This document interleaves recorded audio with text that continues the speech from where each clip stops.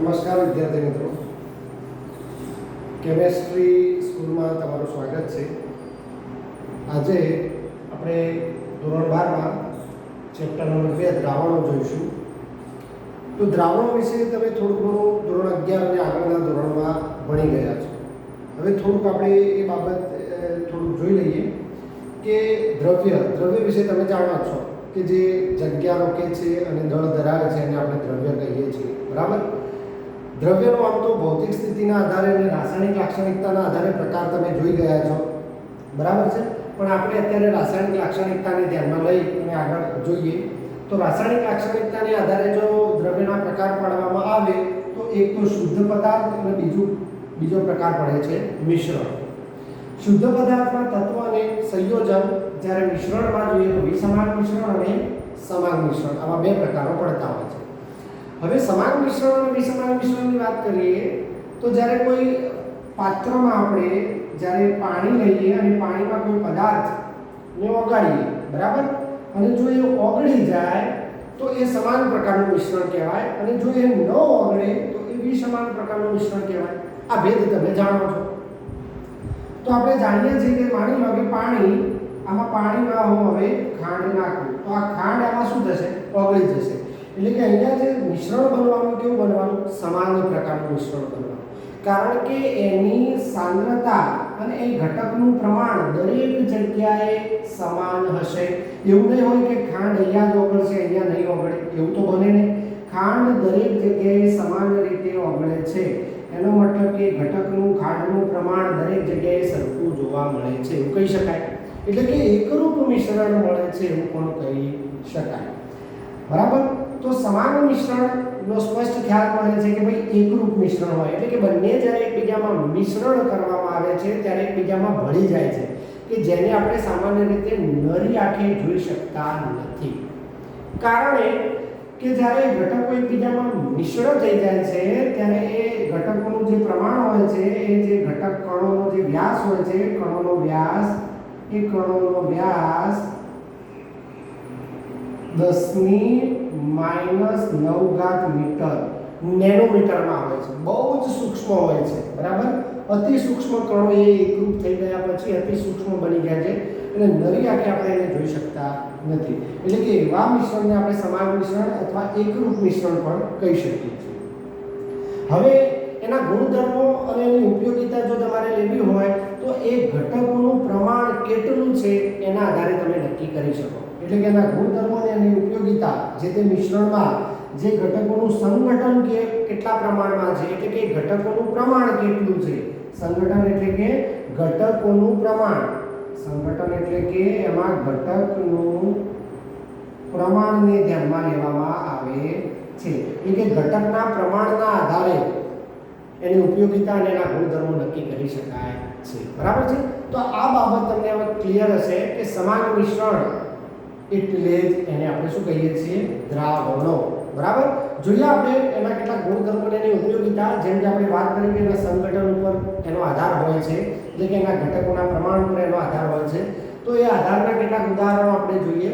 બીજી વાત કે આપણે મોટા ભાગે શુદ્ધ પદાર્થના સંપર્કમાં નથી હોતા એટલા દ્રાવણોના સંપર્કમાં હોઈએ છીએ. એટલે કે શુદ્ધ પદાર્થો જ્યારે મિશ્ર કરવામાં આવે છે ત્યારે એ મિશ્રણ બને છે. એ મિશ્રણ એટલે કે એ એકરૂપ દ્રાવણ બને છે. બરાબર. એ એકરૂપ મિશ્રણ બને છે જેને આપણે દ્રાવણ કહીએ છીએ. ને વ્યવહારમાં આપણે આવા ઘણા બધા જે એકરૂપ મિશ્રણ હોય છે એના સંપર્કમાં આવતા હોઈએ છીએ. બરાબર. તો આવા કેટલાક ઉદાહરણો આપણે જોઈએ.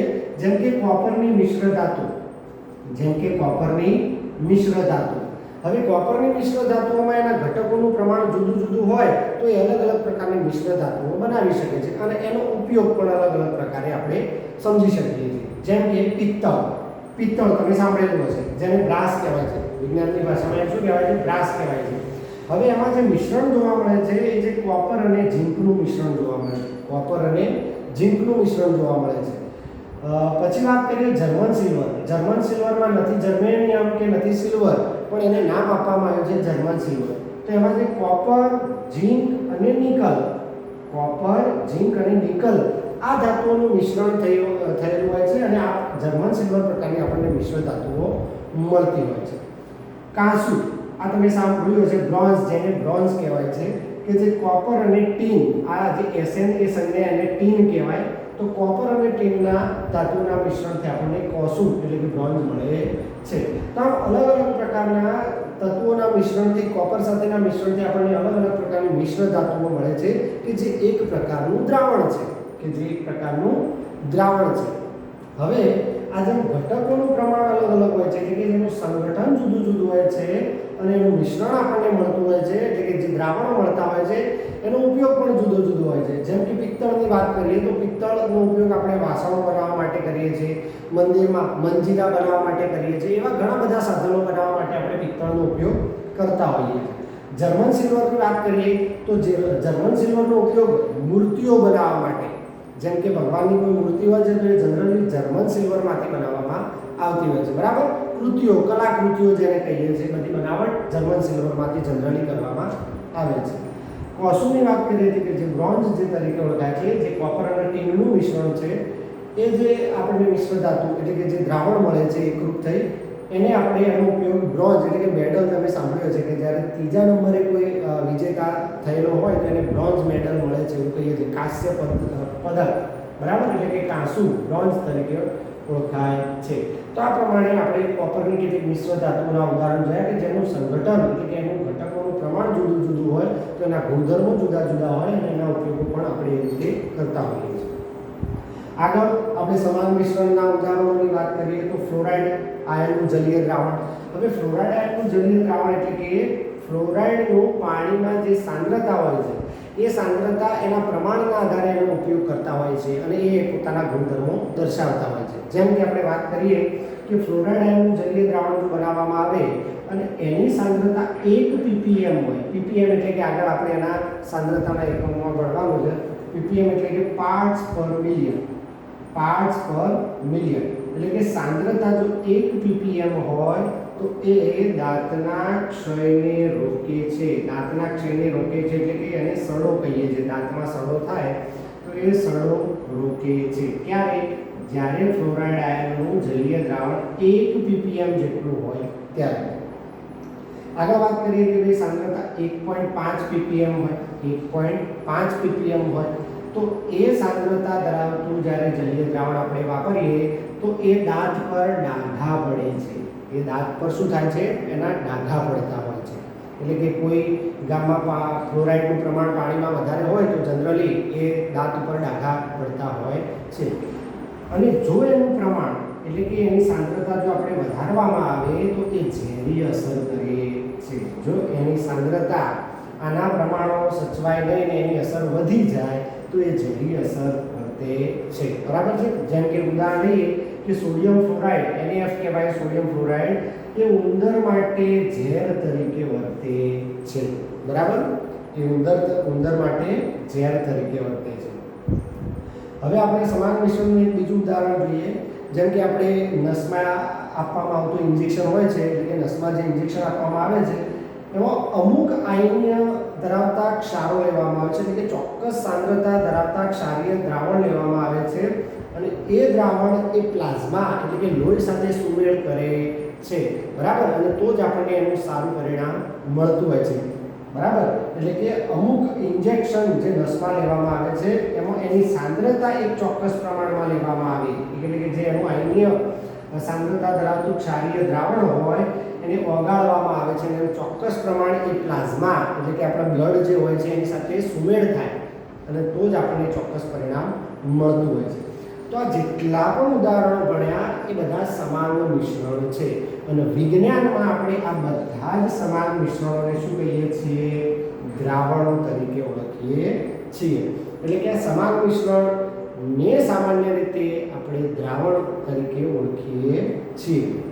બરાબર, એટલે કે આ કોઈ નવો શબ્દ તમારા માટે નથી. સમાન મિશ્રણ તમે આગળ ભણી ગયા છો અને આ એકરૂપ અથવા જે એકબીજાના મિશ્ર કરતા એકરૂપ અથવા સમાન મિશ્રણ જે બનતા હોય છે એને આપણે દ્રાવણો તરીકે ઓળખતા હોઈએ છીએ. બરાબર, હવે આપણે આગળ ટોપિક જોઈએ. તો આગળ ટોપિકમાં દ્રાવણોની ચર્ચા કરીશું. હવે જુઓ, દ્રાવણનો કન્સેપ્ટ હવે તમને થોડો ઘણો ક્લિયર થઈ ગયો છે. હવે દ્રાવણ એટલે શું? તો આપણે સમાન મિશ્રણ એટલે દ્રાવણ કહેવાય એવી વ્યાખ્યા સમજી ગયા અને વ્યાખ્યા આપી શકાય. બરાબર? તો સૌથી પહેલા આપણે સમજીએ કે ભાઈ દ્રાવણ. સૌથી પહેલા તો સમજી લો કે અહીંયા હું એક ડ્રો કરું છું કે આ ભાઈ પાણી લીધું છે અને આ પાણીમાં આપણે ખાંડ કે મીઠું, એટલે કે અહીંયા હું ખાંડ લખું છું તો આ ખાંડ ઓગાળી. બરાબર? બીજું એક પાત્ર લઉં છું અને એ પાત્રમાં પાણી લઉં છું અને એ પાણીમાં હું ખાંડ પણ ઓગાળું છું અને મીઠું પણ ઓગાળું છું, એટલે કે ખાંડ પ્લસ મીઠું. બરાબર? અને બીજી કોઈ પણ ઓગળતી વસ્તુ તમે બીજું નાખી શકો છો. આ બે એક્ઝામ્પલ લીધા. હવે દ્રાવણ એટલે શું? તો દ્રાવણ એટલે કે બે અથવા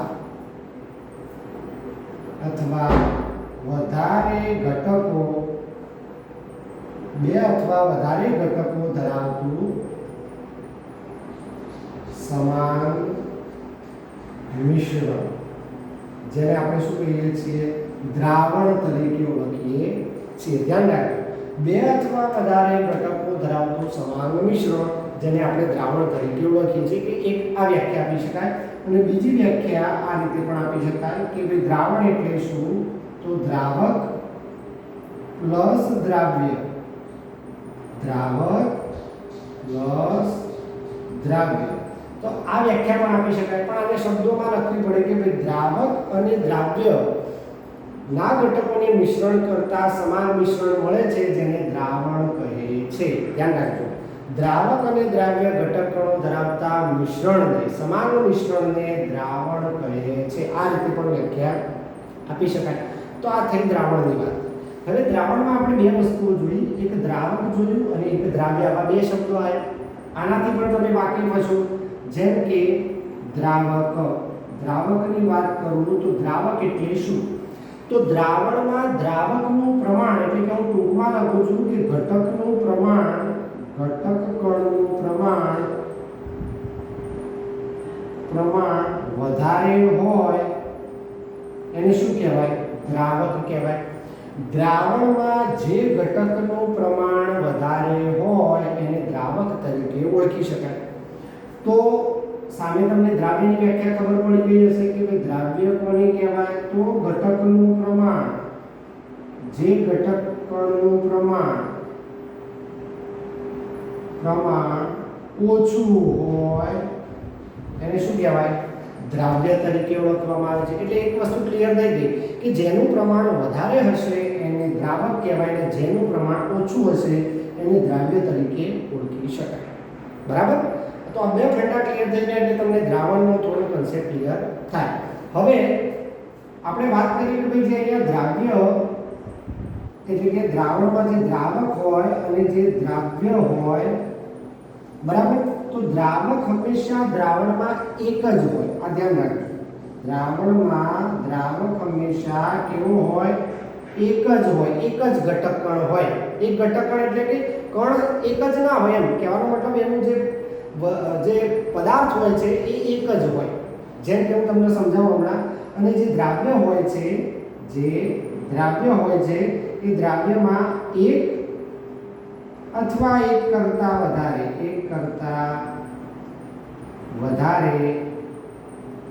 ઘટકકણો હોઈ શકે. તો આ વાત થઈ દ્રાવ્ય અને દ્રાવકની. તો હવે તમને ક્લિયર થઈ ગયું છે કે દ્રાવણમાં બે અથવા બે કરતા વધારે ઘટકકણો ધરાવતું સમાન મિશ્રણ તેને દ્રાવણ કહેવાય. દ્રાવણની બીજી વ્યાખ્યા આપીએ તો દ્રાવક વત્તા દ્રાવ્ય, એને પણ વ્યાખ્યા કહી શકાય. બીજી રીતે કહેવું હોય કે દ્રાવક અને દ્રાવ્યના સમાન મિશ્રણને, એટલે કે દ્રાવક અને દ્રાવ્યના ઘટકકણોના સમાન મિશ્રણને દ્રાવણ તરીકે ઓળખાય. બરાબર? હવે દ્રાવક કોને કહેવાય? દ્રાવણ આપણને મળે તો દ્રાવક કોને કહેવાય? તો જે ઘટકકણનું પ્રમાણ દ્રાવણમાં વધારે હોય એને દ્રાવક કહેવાય. જે ઘટકકણનું પ્રમાણ ઓછું હોય એને દ્રાવ્ય કહેવાય. હવે દ્રાવણની આપણને ખબર પડી તો એમાં જે દ્રાવક હોય એ કેટલા હોય અને દ્રાવ્ય હોય એ કેટલા હોય? તો દ્રાવક હંમેશા એક જ હોય. ધ્યાન રાખજો. અને દ્રાવ્ય એ એક પણ હોય અથવા એક કરતાં વધારે પણ હોય. આપણે આ ઉદાહરણ જોઈએ એટલા માટે ત્યાં લખી દો. જુઓ, ખાંડ લખી દો કે જે આપણે આ પાણીમાં નાખવાના છે અને અહીંયા પાણી ચાલે. તો પાણી આપણા માટે એક ઘટક થયું, એક જ ઘટક છે બરાબર, કે જેનું પ્રમાણ એ કેવું છે, વધારે છે, માટે શું કહેવાય, દ્રાવક કહેવાય, માટે શું કહેવાય, દ્રાવક કહેવાય. અને અહીંયા જે ખાંડ છે એ ખાંડ આપણે અંદર નાખીએ છીએ કે જેનું પ્રમાણ ઓછું છે, જેનું પ્રમાણ ઓછું છે, જેને આપણે શું કહીએ છીએ, દ્રાવ્ય કહીએ છીએ. આ વસ્તુ ક્લિયર હોવી જોઈએ બરાબર. તો હવે તમને દ્રાવક કોણ કહેવાય, દ્રાવ્ય કોને કહેવાય એની ખબર પડી ગઈ છે. બીજી એક વાત કરીએ કે અહીંયા જે ભૌતિક સ્થિતિ, દ્રાવણની ભૌતિક સ્થિતિ જો આપણે નક્કી કરવી હોય તો દ્રાવણની ભૌતિક સ્થિતિ હંમેશા દ્રાવકની ભૌતિક સ્થિતિ પરથી નક્કી કરી શકાય. દ્રાવણની સમજો, દ્રાવણની ભૌતિક સ્થિતિ તમારે નક્કી કરવી હોય તો તમે દ્રાવક કયો લીધો છે એના ઉપરથી દ્રાવણની ભૌતિક સ્થિતિ નક્કી થાય. તો હું અહીંયા લખું છું કે ભાઈ દ્રાવણની ભૌતિક સ્થિતિ એ દ્રાવકની ભૌતિક સ્થિતિ પરથી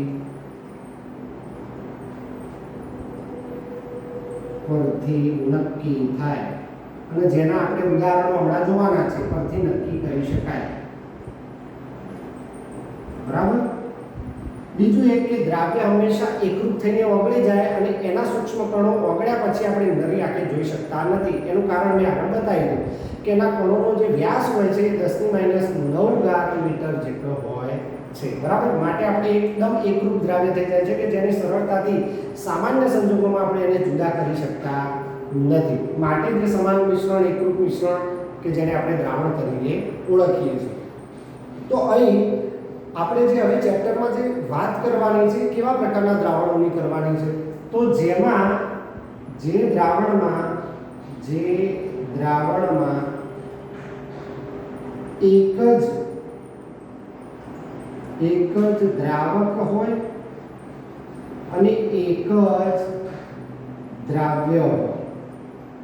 સમજો, જે દ્રાવણમાં એક જ દ્રાવક હોય અને એક જ દ્રાવ્ય હોય બરાબર. જેમ કે ઉદાહરણ તરીકે આ પાણી અને ખાંડ, અહીંયા એક જ દ્રાવક હંમેશા એક જ હોય તો મેં લખ્યું છે, અને દ્રાવ્ય પણ એક જ હોવો જોઈએ. જેમ કે અહીંયા બે દ્રાવ્ય છે બરાબર, ખાંડ મીઠું બે દ્રાવ્ય થાય તો આ દ્રાવણ અલગ પ્રકારનું થયું. તો આ દ્રાવણને શું કહેવાય, તો આ દ્રાવણને કહેવાય દ્વિઅંગી દ્રાવણ. શું કહેવાય, દ્વિઅંગી દ્રાવણ. અને આ ચેપ્ટરમાં આપણે દ્વિઅંગી દ્રાવણોનો જ અભ્યાસ કરવાનો છે કે જે દ્રાવણોમાં એક દ્રાવક હોય અને એક જ દ્રાવ્ય હોય એવા ઘટક કણો કે જે દ્વિઅંગી દ્રાવણો બનાવતા હોય એનો અભ્યાસ આપણે આ ચેપ્ટરમાં કરવાનો છે બરાબર. તો અહીંયા જુઓ, ખાંડ, મીઠું, એક તો બે દ્રાવ્ય થયા અને એક ઘટક કણ પાણી થયું, એટલે કે એક દ્રાવક છે અને આ બે. તો અહીંયા જે દ્રાવણ બનશે એ ત્રિઅંગી દ્રાવણ બનશે કે જેનો અભ્યાસ આપણે આ ચેપ્ટરમાં કરવાના થતા નથી, કે જેમાં આપણે એક જ ઘટક પાણી એટલે કે પાણી હોઈ શકે અથવા બીજું અન્ય, અને જેમાં એક દ્રાવ્ય હોય બરાબર. તો એવા દ્વિઅંગી દ્રાવણોનો જ આપણે આ ચેપ્ટરમાં અભ્યાસ કરવાનો છે. તો હવે તમને અહીંયા ક્લિયર થઈ ગયું હશે. હવે આપણે દ્રાવણોના પ્રકાર તરફ જઈએ. આ થોડી કન્સેપ્ટ મગજમાં રાખજો, કારણ કે આના ઉપરથી હવે આપણે આગળના કોઠા ઉપર જઈ રહ્યા છીએ. તો દ્રાવણની ભૌતિક સ્થિતિ એ દ્રાવકની ભૌતિક સ્થિતિ પરથી નક્કી થાય છે. હવે આપણે આગળ જઈએ તો જુઓ, હવે આનો સ્ક્રીનશોટ પાડવો હોય તો પાડી દો. હવે આપણે આગળ જોઈએ કે એનો કોઠો બનાવીએ અને કયા કેટલા પ્રકારના દ્રાવણો મળી શકે છે આપણને. તો એની ભૌતિક સ્થિતિના આધારે કુલ આપણને 9 પ્રકારના દ્રાવણો મળે છે. કેટલા? 9 પ્રકારના બરાબર. કયા કયા તો એ આપણે હવે જોઈએ. તો આપણું ચેપ્ટર દ્રાવણોના પ્રકાર,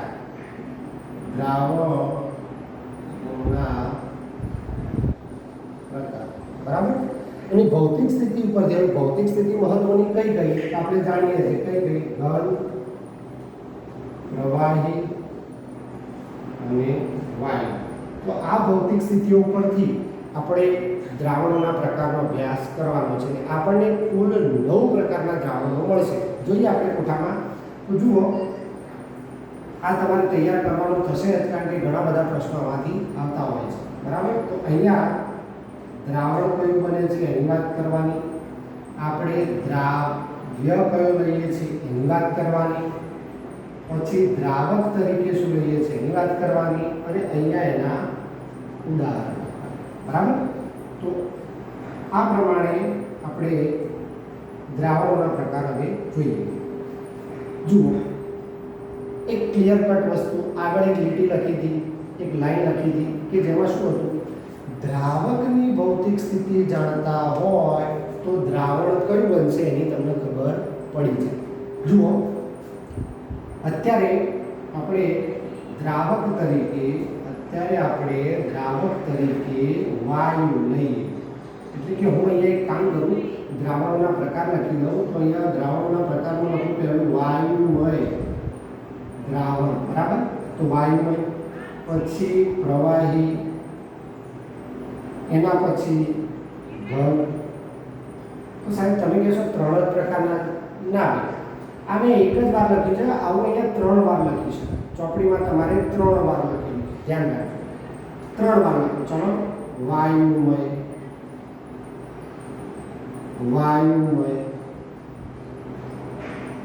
અને વાયુમય દ્રાવણ.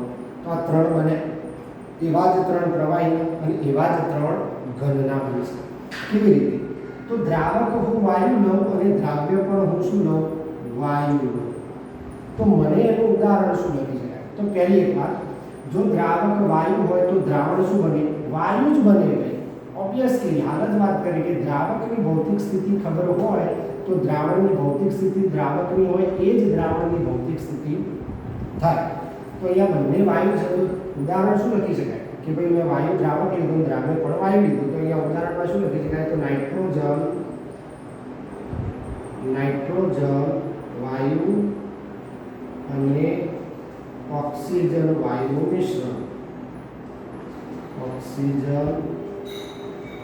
વાયુનું મિશ્રણ. હું ટૂંકમાં અહીંયા આટલું લખું છું. બરાબર. તો જુઓ, અહીંયા વાયુ તરીકે નાઇટ્રોજન જે દ્રાવક છે આપણો, અને ઓક્સિજન છે જે દ્રાવ્ય છે કે જેનું પ્રમાણ ઓછું છે. તો આ બંનેનું મિશ્રણ એ શું બન્યું? વાયુમય દ્રાવણ બન્યું. હવે હું ફરીથી વાયુ તરીકે દ્રાવક લઉં એટલે મને એક વસ્તુ ક્લિયર થઈ ગઈ, વાયુ તરીકે જો હું દ્રાવક લઈશ તો દ્રાવણ મને વાયુ જ મળવાનું છે. એટલે કે વાયુમય દ્રાવણ મને મળશે. દ્રાવ્ય ભલે ગમે તે હોય, પણ એક વાર દ્રાવ્ય તરીકે વાયુ લઈ લીધું તો હવે દ્રાવ્ય તરીકે આપણે પ્રવાહી લઈએ. તો આનું ઉદાહરણ શું લખી શકાય? તો આનું ઉદાહરણ લખી શકાય કે ભાઈ નાઇટ્રોજન, હું અહીંયા ટૂંકમાં લખું છું N2, નાઇટ્રોજન વાયુ કહીશું N2 વાયુ પ્લસ ક્લોરોફોર્મ. બરાબર. એટલે કે નાઇટ્રોજન વાયુમાં મિશ્ર કરેલો ક્લોરોફોર્મ. તો ક્લોરોફોર્મ શું છે? પ્રવાહી છે કે જે શું થયું? દ્રાવ્ય થયું. દ્રાવક તરીકે વાયુ લીધું અને દ્રાવકની ભૌતિક પરિસ્થિતિ ઉપરથી આપણે દ્રાવણ નક્કી કરી શકીએ કે આપણને દ્રાવણ કેવું મળવાનું? પ્રવાહી નથી મળવાનું, દ્રાવક ઉપરથી નક્કી થાય તો દ્રાવણ પણ આપણું વાયુમય જ હશે. બરાબર. ત્રીજું ઉદાહરણ લઈએ તો હું અહીંયા દ્રાવક તરીકે વાયુ લઉં અને દ્રાવ્ય તરીકે ઘન. બરાબર. તો હવે અહીંયા ઉદાહરણ શું લખી શકાય? તો અહીંયા ઉદાહરણમાં લખી શકાય ભાઈ N2 વાયુ પ્લસ કપૂર. તો નાઇટ્રોજન વાયુમાં કપૂરનું મિશ્રણ. તો આ પણ એક પ્રકારનું કયા પ્રકારનું ઉદાહરણ થયું? વાયુમય પ્રકારનું ઉદાહરણ. ઘન તરીકે શું લીધું? કપૂર. અને વાયુ તરીકે શું લીધું? નાઇટ્રોજન. કે એમાં નાઇટ્રોજનનું પ્રમાણ કેવું હશે? વધારે હશે. બરાબર. તો આ પ્રમાણે આપણે એક 3 પ્રકારો મળ્યા કોના? વાયુમય દ્રાવણોના. તો આ 3 પ્રકારો મળ્યા. ઓકે. તો આ 3 પ્રકારો વાયુમય દ્રાવણોના. હવે અહીંયા પ્રવાહી એક જ વાર લખું પણ કેટલા હોય? 3 મળવાના. આપણે અલગ અલગ લખીએ એટલે તમને થોડું ખબર પડે. પ્રવાહી. હવે દ્રાવક તરીકે હું શું લઈશ? પ્રવાહી લઈશ. વાયુમય તરીકે હું આના પ્રમાણે જઉં તો અહીંયા વાયુ લઈશ. દ્રાવ્ય તરીકે હું શું લઈશ? વાયુ લઈશ. દ્રાવક તરીકે શું લઈશ? પ્રવાહી લઈશ. તો પ્રવાહી હોય તો મને દ્રાવણ કયું મળવાનું? પ્રવાહી દ્રાવણ જ મળવાનું. એ તો ક્લિયર થઈ ગયું. આનું ઉદાહરણ શું લખી શકાય? તો તમે બધા જ આનો અભ્યાસ કરી ચૂક્યા છો. વ્યવહાર સોડા પીવા જાઓ છો? યસ. તો અહીંયા લખી શકાય કે ભાઈ પાણી, હું ટૂંકમાં ઉદાહરણ લખું છું, પાણી પ્લસ CO2. બરાબર. અથવા CO2 ની જગ્યાએ O2 પણ લખી શકાય. ચોપડીમાં એવું લખ્યું કે પાણીમાં દ્રાવ્ય થયેલ ઓક્સિજન, પણ પાણીમાં દ્રાવ્ય થયેલ CO2 પણ લખી શકાય કારણ કે CO2 શું છે? વાયુ છે. દ્રાવ્ય તરીકે દ્રાવક તરીકે પ્રવાહી એટલે કે પાણી લીધું છે તો આ એનું ઉદાહરણ છે. બીજું ઉદાહરણ લઈએ પ્રવાહી. દ્રાવણ પ્રવાહી મળશે ક્યારે? જ્યારે હું દ્રાવક પ્રવાહી લઈશ ત્યારે. દ્રાવક પ્રવાહી લઈશ ત્યારે. તો અહીંયા હું શું લઈશ? તો ફરીથી દ્રાવ્ય શું લઈશ? પ્રવાહી લઈશ. દ્રાવ્ય શું લઈશ? પ્રવાહી લઈશ. તો અહીંયા ઉદાહરણ શું આપી શકાય? પાણી પ્લસ ઇથેનોલ એટલે કે પાણીમાં દ્રાવ્ય થયેલો ઇથેનોલ. આ એનું ઉદાહરણ લઈએ. પાણીનું પ્રમાણ વધારે હશે, ઇથેનોલનું પ્રમાણ ઓછું હશે. તો આ બંને પ્રવાહી થયા. તો આ પ્રવાહી પ્રકારનું ઉદાહરણ કે જેમાં દ્રાવક પણ પ્રવાહી છે ને એના ઉપરથી દ્રાવણ પ્રવાહી બનશે એ નક્કી છે. બરાબર.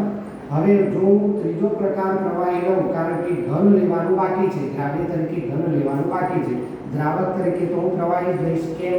કારણ કે દ્રાવણ તરીકે મેં પ્રવાહી લખી દીધું છે. કોના ઉપરથી? તો હું દ્રાવક તરીકે શું લેવાનો છું? પ્રવાહી જ લેવાનો છું. હવે આનું ઉદાહરણમાં ઘન તરીકે હું શું લઈશ? તો અહીંયા ઘન લખીશ. તો ઘન તરીકે અને પ્રવાહી હોય એનું ઉદાહરણ શું? તો એ ઉદાહરણ બને છે અહીંયા પાણી પ્લસ ખાંડ. પાણી પ્લસ ખાંડ, મીઠું, ગ્લુકોઝ, સુક્રોઝ, તમે ગમે તે લખી શકો. ચોપડીમાં ગ્લુકોઝ લખેલું છે. બરાબર. તો પાણીમાં દ્રાવ્ય થયેલો ગ્લુકોઝ. તો એનું ઉદાહરણ બને. બરાબર. તો આ પ્રમાણે બીજા 3 પ્રકાર મળ્યા. એટલે 3 ને 3 6 પ્રકાર દ્રાવણોના મળ્યા. હવે ઘન પ્રકારના મળશે તો એના ઉદાહરણો જોઈ લઈએ. જુઓ, અહીંયા હું ઘન દ્રાવણ લઈશ તો સ્વાભાવિક છે કે દ્રાવક તરીકે હું શું લેવાનો છું? ઘન જ લેવાનો છું. કારણ કે દ્રાવક તરીકે ઘન લઈશ તો જ મને દ્રાવણ તરીકે શું મળવાનું છે? ઘન. દ્રાવ્ય હું ગમે તે લઉં. બરાબર. તો દ્રાવ્ય તરીકે હું લઉં પહેલું વાયુ.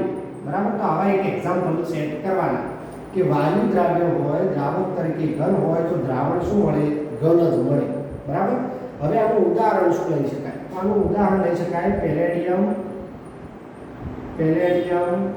પર H2 વાયુનું મિશ્રણ અથવા દ્રાવણ. કારણ કે મિશ્રણ મળવાનું એકરૂપ મળવાનું, સમાન પ્રકારનું મળવાનું માટે આપણે શું લખીએ? પેલેડિયમ પર H2 વાયુનું મિશ્રણ. બરાબર. તો આ પ્રમાણેનું ઉદાહરણ લખી શકાય. આનું આ રીતે સાંકેતિક ભાષામાં પણ લખી શકાય. પેલેડિયમ અને આ H2. બરાબર. તો આ બંનેનું પેલેડિયમ ધાતુ હોય, તમે આગળ ભણ્યા હશો, પેલેડિયમ ધાતુ હોય એના ઉપર H2 વાયુનું જ્યારે શોષણ થાય તો એક પ્રકારનું આપણને મિશ્રણ મળે છે. અને એ મિશ્રણ એટલે કેવું? ઘન પ્રકારનું દ્રાવણ કહેવાય. કારણ કે એમાં દ્રાવક તરીકે શું છે? ઘન છે. એટલે કે પેલેડિયમ છે. ઉદાહરણ તરીકે લીધું. અને વાયુ તરીકે શું લીધું છે? H2 હાઇડ્રોજન વાયુ. માટે આ પ્રકારનું ઉદાહરણ આપણે આપી શકીએ. તો જુઓ, પ્રવાહી અને ઘન એટલે કે દ્રાવક તરીકે ઘન લઉં અને દ્રાવ્ય તરીકે પ્રવાહી લઉં, અને સ્વાભાવિક છે કે દ્રાવક તરીકે જો ઘન લીધું હોય તો દ્રાવણ મને ઘન જ મળવાનું. તો આવું આપણે ઉદાહરણ જો સેટ કરવું હોય તો શું કરી શકાય? તો એવા ઉદાહરણમાં આપણે પારો એટલે કે અહીંયા સોડિયમ અને પારાનું મિશ્રણ આવું લખી શકીએ. કારણ કે પારો એ શું છે? પ્રવાહી ધાતુ છે. પ્રવાહી સ્વરૂપમાં મળે છે. માટે પ્રવાહીમાં એ આવશે. અને સોડિયમ એ શું છે? ઘન પદાર્થ છે. બરાબર. તો આ બંનેના મિશ્રણથી આપણને જે દ્રાવણ મળશે એ કેવા પ્રકારનું મળશે? ઘન પ્રકારનું મળશે. બરાબર. તો આ એક ઉદાહરણ આપણે સોડિયમ, જેને આપણે સરરસ તરીકે ઓળખીએ છીએ. સોડિયમ સરરસ તરીકે ઓળખીએ છીએ. આ મિશ્રણને શું કહેવાય? સરરસ. એમાલોગમ. બરાબર. ઝિંક એમાલોગમ પણ અહીંયા લખી શકાય. Zn plus Hg. અહીંયા ઉદાહરણ તરીકે લખવું હોય તો Na પ્લસ Hg સરરસ. આ રીતે પણ લખી શકાય એનું ઉદાહરણ. બરાબર. તો આ પ્રમાણે જો દ્રાવક તરીકે ઘન લીધું હોય તો દ્રાવણ મને ઘન મળવાનું છે તો ફાઇન. બરાબર. હવે છેલ્લું ઉદાહરણ લઈએ. જો મને ઘન દ્રાવણ બનાવવું હોય અને દ્રાવક તરીકે શું લેવું પડે? ઘન જ લેવું પડે. તો સીધી વાત છે. હવે દ્રાવ્ય તરીકે હું શું લઈશ? તો દ્રાવ્ય તરીકે હવે જો વાયુ પ્રવાહી લીધું તો બાકી શું રહ્યું? ઘન. આ 3 વસ્તુઓ અવસ્થામાં લઈ શકાય. પણ આ અવસ્થા ફિક્સ થઈ ગઈ. કેમ? કારણ કે આ દ્રાવકની અવસ્થા ઉપરથી જ દ્રાવણની અવસ્થા નક્કી થાય છે. ફરી રિપીટ કરું. બરાબર. તો જો બંને ઘન હોય એવા ઉદાહરણો શું આપી શકાય? તો ઘરેણા જે બનાવીએ છીએ, ઘરેણા માં કોપર મિશ્ર કરીએ છીએ તો એ પ્રકારનું ઘન પ્રકારનું મિશ્રણ કહેવાય. તો ગોલ્ડમાં એટલે કે સોનામાં કોપરનું મિશ્રણ તો આ એક ઉદાહરણ આપણે આપી શકીએ. બરાબર. અથવા આ રીતે પણ લખી શકાય Cu+Cu નું મિશ્રણ. તો આ પ્રમાણે ઘન પ્રકારના ઉદાહરણથી આપણે ઘન પ્રકારનું દ્રાવણ બનાવી શકીએ છીએ. બરાબર. તો આમ ટોટલ દ્રાવણના પ્રકાર તમે જુઓ, આ કેટલા મળ્યા? 3 મળ્યા. આ કેટલા મળ્યા? 3 મળ્યા. આ કેટલા મળ્યા? 3 મળ્યા. તો ટોટલ આપણે દ્રાવણના પ્રકાર કેટલા મળ્યા? 9 મળ્યા. કેમ? કારણ કે દ્રાવ્યની અહીંયા પરિસ્થિતિ જુદી હોય અને દ્રાવકની સામે પરિસ્થિતિ પ્રમાણે આપણને 9 પ્રકારના દ્રાવણો અહીંયા મળતા હોય છે. બરાબર. તો આ તમારે કોઠો અવશ્ય તૈયાર કરવાનો થાય એટલે ખાસ જોઈ લેવું. બરાબર. ઓકે. તો અહીંયા આપણે આ લેક્ચર પૂર્ણ કરીએ છીએ અને નેક્સ્ટ લેક્ચરમાં આપણે દ્રાવણોની સાંદ્રતાનો અભ્યાસ કરીશું. ઓકે. Thank you.